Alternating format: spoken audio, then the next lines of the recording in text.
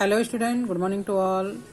We studied about heredity from parents to offsprings in this chapter. In previous lecture we studied about Mendel's law, how to Mendel's explain their experiment about heredity. हम heredity parents से offspring तक किस प्रकार पहुंचता है, संतति से संतान जनक से संतान तक जो गुण है, अनुवांशिक गुण है, वो किस प्रकार पहुंचता है, इसको समझाने के लिए मेंडल्स लॉ के बारे में पढ़ रहे थे, जिसमें मेंडल्स ने अपने एक्सपेरिमेंट्स में हमको समझाया कि किस समझाने की कोशिश की। तो मेंडल ने बहुत सारे अनुमान लगाए हैं, इनमें से कुछ के बारे में भी हम पढ़ेंगे और इस क्रम को हम आगे बढ़ाएंगे, इस सीरीज को हम आगे लेते हैं। तो सम मोर एसम्पशंस के है ना, और भी कुछ अनुमान जो मेंडल ने लगाए थे। हमने पिछले चैप्टर में मेंडल्स के द्वारा किए गए एक्सपेरिमेंट पी प्लांट्स में हमने पढ़ा था। Different types of P plants जो है वो डिफरेंट कैरेक्टर्स वाले होते हैं, जिनमें हमने मेंडल के प्रयोग के बारे में जाना था। As we have studied so far, we know that Mendel's prepared pure varieties of plants for particular characters and then started experimenting with them. Mendel's ने हमने पहले देखा कि किस प्रकार शुद्ध लक्षण वाले जनकों से मेंडल ने अपना प्रयोग शुरू किया था, जिसमें पर्पल और सफ़ेद फूल वाले पौधों की अगर हम बात करें, Mendel started his experiment with contrasting characters in the following manner in the context of plants bearing purple and white flowers. उन्होंने वाइट और पर्पल फ्लावर्स के बारे में प्रयोग किया, इनका क्रॉस फर्टिलाइजेशन करवाया और जो रिजल्ट मिला उसमें उन्होंने बताया something the character of pure purple and white flower bearing plants to be represented by a pair of factor in each cause under we get like this. Purple we get capital VV and white we get small VV. Their male and female gametes would be formed as purple and white. Cross pollination purple and white flowered plant we get. All plants of F1 generation have a combination of factors as these F1 generation plants would yield male and female gametes for F2 generation plants as.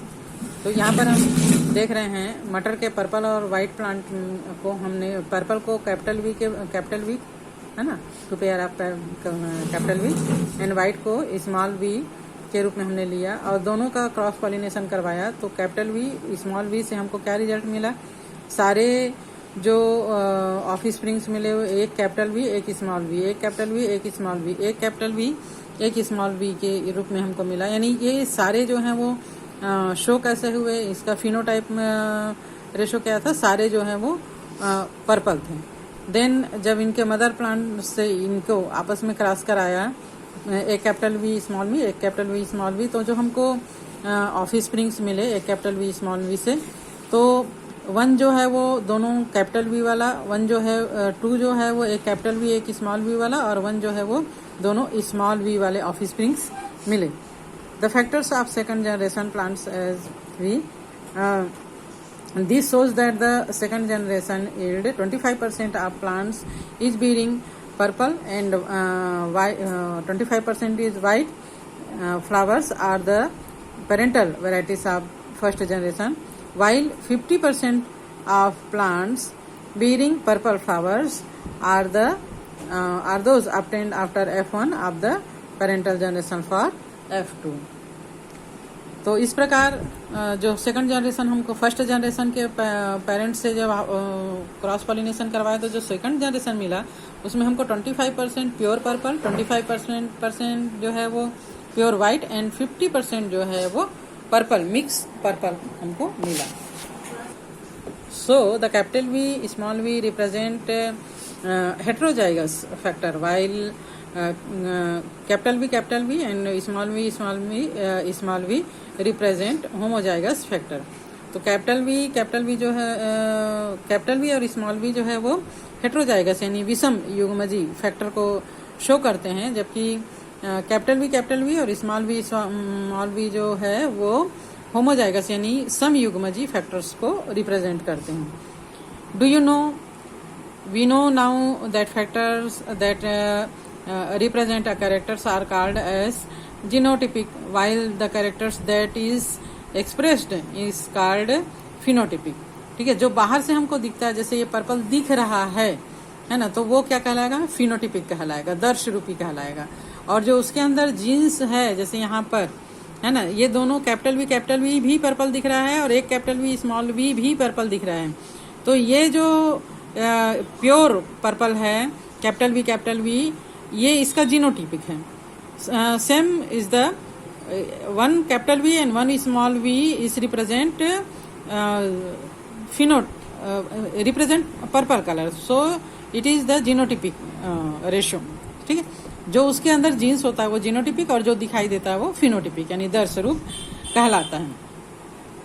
But when the scientist A Johnson was proposing the use of this term for the first time in the year 1909 in an article on the study of biodiversity. We wrote genes is the unit of factors present in a cell formed by the fusion of male and female gametes, while all genes together form the genotype. Offspring shows a lot of similarities across generation. Phenotype is the variation caused due to effect of environment on organisms with same genotypic combination. Thus, genotype are heritable characters, while phenotype are non-heritable characters. We can see that the meaning and use of scientific terms change over time. इस प्रकार 1909 में ए Johnson ने पहली बार विविधता संबंधी अध्ययन के अपने परिचय में इन शब्दों को प्रस्तावित किया। उन्होंने लिखा था कि जीन युग्मक यानी गैमेट्स या उनके मेल, उनके कॉम्बिनेशन से बनी कोशिका या सेल में पाए जाने वाले कारकों की इकाई है, और समग्र जीन युग्मक या कोशिका का जीनोटाइप होता है। जीवों में पीढ़ी दर पीढ़ी काफी जीनोटिपिक समानता पाई जाती है। एक जैसे जीनोटिपिक समानता वाले जीवों में विभिन्न पर्यावरण के प्रभाव से उत्पन्न भिन्न फिनोटाइप पाए जा सकते हैं। यानी जीनोटाइप वंशागत लक्षण होते हैं जो एक पीढ़ी से दूसरे पीढ़ी में जाते हैं, और फिनोटाइप केवल बाहर का लक्षण को दर्शाता है। तो इस प्रकार ये हमको समझ में आता है कि वैज्ञानिक शब्दों का उपयोग और अर्थ समय के साथ वैज्ञानिकों के आधार पर बदलते रहता है। So what is the Mendel's law? Mendel's observed that while the formation of gametes a pair of factor representing a character segregated independent of each other. Mendel को अपने अनुमान और प्रयोगों से पता चला कि परागकण और बीजांड बनते समय एक जोड़े कारक में से दोनों कारक अलग अलग हो जाते हैं। Even when they formed a zygote by a fusion of male and female gametes, they didn't mix with each other. As for example, the gametes of purple and white flowers bearing plants would have a factor for purple and that of white respectively. The zygote formed by the fusion of male and female gametes would have a pair of factors for the type of colors. तो इस प्रकार बीजांड और जो उसका कारक का जोड़ा होता है वो अलग अलग हो जाते हैं। यानी बैगनी और सफेद फूल वाले मटर के पौधे के जो युग्मक होते हैं, गैमिट्स होते हैं, यानी कि परागकण या बीजांड में से एक जो है वो बैगनी कारक या सफेद कारक का होता है। बीजांड और परागकण के मेल से बने बीज में रंग के दो कारक होते हैं। ये दोनों बैगनी यानी पर्पल कैपिटल वी और दोनों सफेद यानी स्मॉल वी या फिर एक बैगनी और एक सफेद यानी कैपिटल वी और स्मॉल वी हो सकता है। सो thus 10 factors segregate independent of each as gametes are formed and do not mix in zygote was Mendel's law of segregation. इस प्रकार ये मेंडल का यानी जो युग्मक का कारक होता है वो एक दूसरे से पृथक पृथक ही नेक्स्ट जनरेशन में पहुंचते हैं। यह मेंडल का लॉ ऑफ सेग्रीगेशन पृथककरण का नियम कहलाता है। Mendel did not study just a single pair of constructing characters, but he combined two or more pair of constructing characters to see what would happen during the formation of gametes of such plants, whether the characters would mix or not. He also wanted to study whether characters influenced each other. The discussion of Mendel's cross with more than a single pair of characters is given in annexure to this chapter. तो Mendel ने जो प्रयोग किया उसमें सिर्फ एक एक गुण को साथ में नहीं लिया, बल्कि उन्होंने ये भी देखने की कोशिश की कि यदि एक से अधिक गुणों का विश्लेषण एक साथ किया जाए, कि जैसे कि फॉर एग्जांपल सीड का जो शेप होता है वो राउंड और दूसरे का श्रिंकल, और फली का जो शेप होता है वो फुला हुआ और श्रिंक्ड, है ना। मतलब ये अलग अलग कैरेक्टर को उन्होंने लिया। वे देखना चाहते थे कि क्या 2 गुण या 3 गुण एक दूसरे को प्रभावित करते हैं। तो उन्होंने सभी प्रयोग में देखा कि ये सभी अलग अलग ही पेरेंट्स से ऑफ स्प्रिंग में जाते हैं, ये मिक्सअप नहीं होते। इस प्रकार उन्होंने एक से अधिक गुणों को लेकर किए गए प्रयोग और उनसे संबंधित नियम का विवरण परिशिष्ट में दिया है। Do you know Mendel's observation of crosses are of similar and constructing character formed the basis of heredity. तो क्या आप जानते हैं कि मेंडल की जो वंशागति की अवधारणा उन्होंने विकसित किया था, उनको लिंग प्रजनन करने वाले जीवों में विपरीत और समान गुण के कारकों के जोड़े के संबंधी जो अध्ययन है उसमें ये अनुवांशिकी का आधार बना। आगे चलकर जो साइंटिस्ट ने प्रयोग किए वो मेंडल के आधार पर ही उन्होंने किया। Nobody during his time could understand the importance of his work. इनके समय में किसी ने भी इनके कार्य को महत्व नहीं दिया। It was about 30 after his death that scientists working in the area of heredity could recognize and appreciate the immense importance of his work.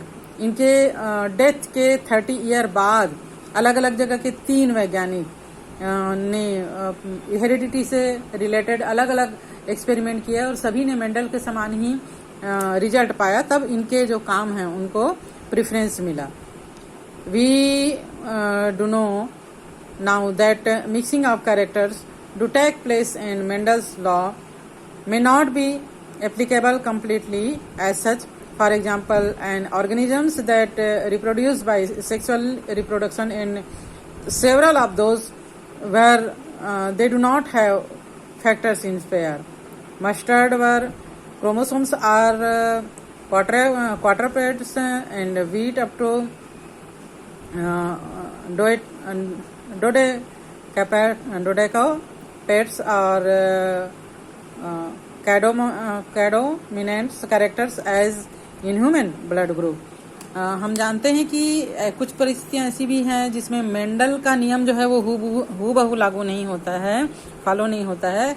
For example के लिए जैसे अलैंगिक प्रजनन करने वाले जीवों में उनके गुणसूत्र जो है वो क्रोमोसोम जो है वो जोड़े में नहीं होते। सरसों में क्रोमोसोम्स 4 अगुणित समूह, तो गेहूं में 2 से लेकर 12 गुणित गुणसूत्र के समूह होते हैं, या जिनमें एक ही गुण के एक से ज्यादा प्रभावी कारक होते हैं जैसे कि ह्यूमन ब्लड में। तो इसमें मेंडल का लॉ जो है वो फॉलो नहीं होता है। आज के लिए हम इतना ही पढ़ते हैं।